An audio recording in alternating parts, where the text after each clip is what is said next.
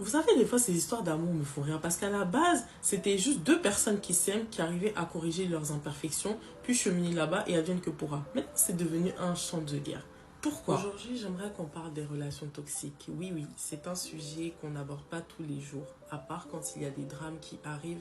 Mais ce que je voudrais tout d'abord vous faire comprendre, c'est que les personnes qui sont dedans ne sont pas forcément, enfin, je veux dire, ne sont pas excusables, mais il faut avoir aussi de l'empathie pour elle. Parce que quand tu es sous emprise d'une personne qui te manipule, c'est pas facile de sortir de là. C'est vrai qu'autour, on va dire, ah, mais celle-ci ou un tel est bête, pourquoi il ne part pas directement? Tu vois que la personne te fait souffrir, tu vois que ta relation n'avance pas, mais tu as du mal à sortir.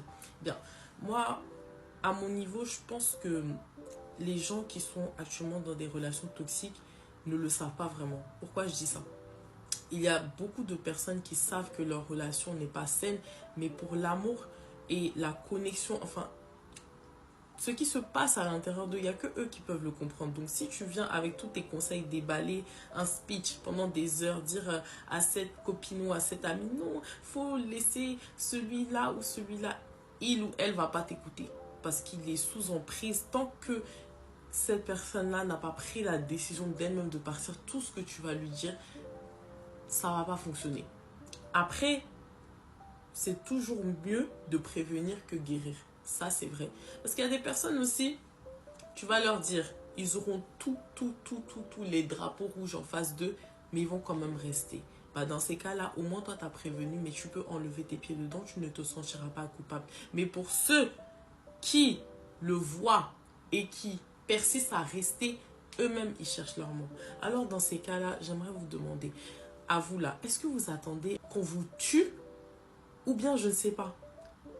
Essayez de penser à tous ceux qui vous aiment, tous ceux qui sont autour de vous souffrent aussi de cette situation parce que oui, quand vous n'allez pas bien, ça se répercute sur votre famille, votre ami. Au final, même votre entourage n'a plus envie de vous approcher parce qu'à chaque fois, ça sera toujours les mêmes choses. Essayez aussi de préserver ce cadre de sainteté envers vos proches aussi qui subissent à chaque fois qu'on vous allez dire non mais voilà il s'est passé encore ça, après ils vont vous consoler et après encore vous repartirez dans les mêmes trucs.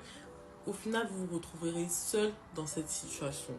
Donc je pense qu'on devrait essayer d'éclaircir certains points et aussi trouver qu'est-ce qui ne va pas exactement. Comment reconnaître déjà que sa relation est aussi, c'est de nous examiner pour savoir exactement si on va bien et comment on est depuis que cette personne-là est rentrée dans nos vies. C'est-à-dire, c'est important aussi, de manière générale, de faire des bilans souvent de sa relation pour voir où est-ce qu'on est, à quel stade, si on évolue ou si on regresse. Parce que des fois, on est là, on a tendance à rester dans des choses qui ne nous arrangent pas et on normalise. C'est pas bon tout ça. Moi, je ne viens pas pour faire la coach de quelqu'un ici. Je ne dis pas que ma propre vie sentimentale est parfaite. Non.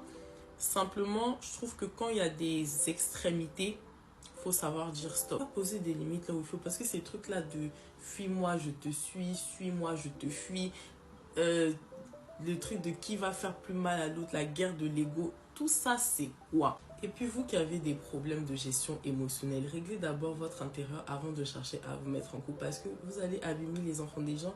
Ensuite, il y aura des conséquences lourdes. Que ce soit bien clair, il ne s'agit pas que de relations amoureuses, il y a celles amicales et familiales, qu'importe aussi.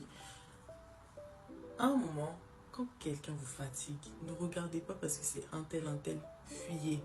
Non, il n'y a pas de... Je l'aime trop, donc fuyez. Sur ce, prenez soin de vous parce que vous êtes des personnes juste incroyables et que vous méritez tout ce qu'il y a de mieux sur cette terre. Et je vous invite à vous abonner également parce que bientôt, il y aura la chaîne Au Salon qui débarque où nous parlerons de tous ces sujets à caractère tabou. Et voilà, je vous dis à bientôt.